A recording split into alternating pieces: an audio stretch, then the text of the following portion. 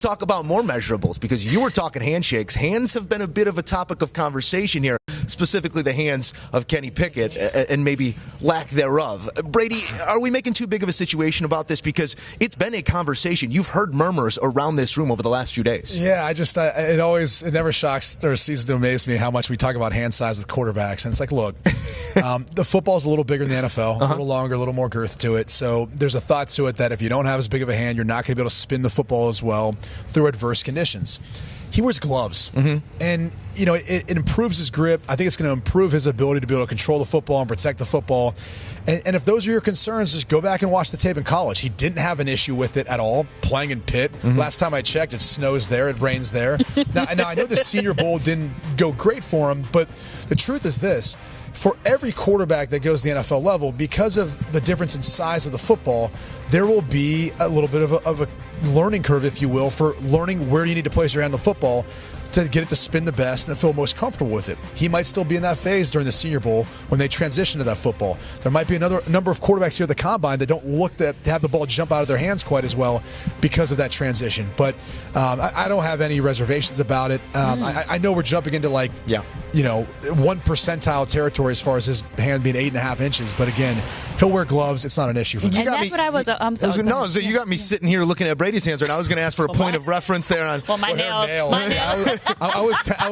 That's a first rounder hand. I was 10 1/4, so it was. Okay. It's the way they measure it. Like if you look at his thumb, his thumb is which it doesn't allow him to kind of flex his finger back. So it's kind of a product of the measurement too. And it's interesting that you feel that way, telling me that your hands measured at 10 1/4. Seeing him come at 8.5, I was wondering, is there a threshold under which you do feel it is too small and that it would worry you? We've never seen a starting quarterback with 8 1/4. So and I think his originally was measured at 8 1/4 whenever it was, and now they measured here at 8.5. So it does show you too. You can stretch your hand out and make it bigger. But the reality is, again, it could be a first for anything. People said that about Joe Burrow. All right, look how that turned out. Yeah. Joe Burrow with 9 inches. I'm looking at right now. Jared Goff, J.P. Lossman, Ryan Tannehill. Those guys. Goff, Tannehill, Joe Burrow. Obviously, those guys can play in the NFL. But still there. Kenny is underneath the guys. Underneath those guys, but still, again, like to your point, Brady, in terms he played in Pitt. There's obviously a lot of media guys running around here talking about hand size. And when the coaches and GMs were up here, one of the guys was asking Andy Reid about hand size because Patrick Mahomes obviously not the biggest hands as well. And he said, "Was that a concern for you when he was coming out? Can you throw it?" Was Reid's response? The answer obviously is yes. If you can throw it, you can play.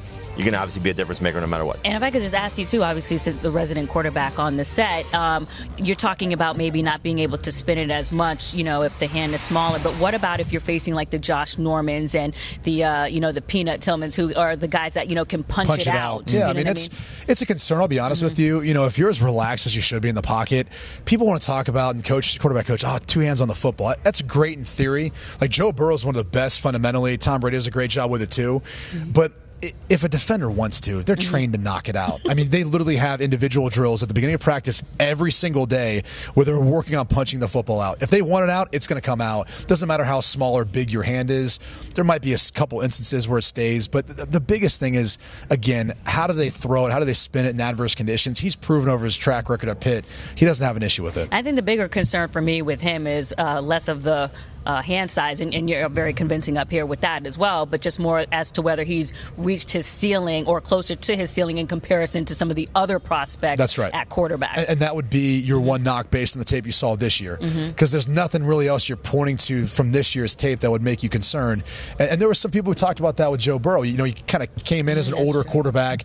Did he dominate because of how old he was and the maturity and at that level, or was a product of what was around him and all that? They obviously had a Blitnikoff finalist this year in Jordan Allison. At the end of the day, again, they're good players. There's a reason why they're in this position right now. Do you want a sports network that delivers everything that matters about the game? The highlights, the picks, the instant analysis, no yelling, no fake debates, no politics. Hit the subscribe button and never miss a moment.